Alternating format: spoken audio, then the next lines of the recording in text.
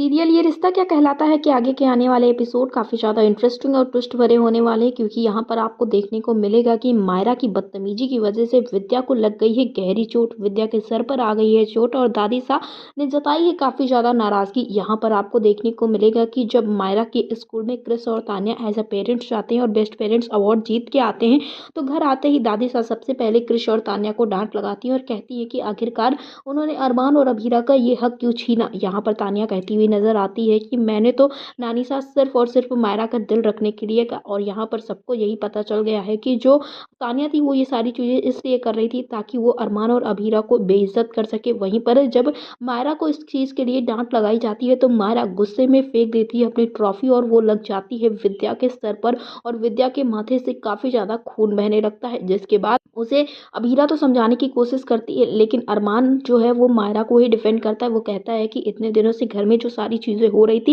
इस वजह से शायद मायरा गुस्से में थी और इस वजह से उसने ऐसा कदम उठा लिया। जिसके बाद सब लोग अरमान को भी डांट लगाते हैं और यही कहते हुए नजर आते हैं कि बच्चों की गलतियों पे पर्दा डालना बिल्कुल भी ठीक नहीं है। और इस बार आपको देख के ये सबसे ज़्यादा हैरानी होने वाली है कि इस बार काजल और विद्या दोनों एक दूसरे के साथ खड़ी नजर आने। काजल भी कहती है क्या हम बच्चों के मूड के हिसाब से डांट लगाएंगे, आज मायरा ने गलत किया और उसे डांट लगनी ही चाहिए। जिसके बाद वहां पर अभीरा पहुंच जाती है और सब कुछ संभालने की कोशिश करती है, लेकिन इस वजह से कहीं ना कहीं अरमान और अभीरा के बीच में हो जाते हैं क्लैशेस और दोनों एक दूसरे से झगड़ा करने लगते हैं। जहां अरमान ये कहता है कि मायरा की कोई गलती नहीं, उसे कोई भी डांट नहीं लगाएगा। वहीं पर जो अभीरा है वो कहती हुई नजर आती है कि मायरा को समझाना पड़ेगा क्योंकि ये बहुत सारी चीजें जो है वो बहुत गलत हैं।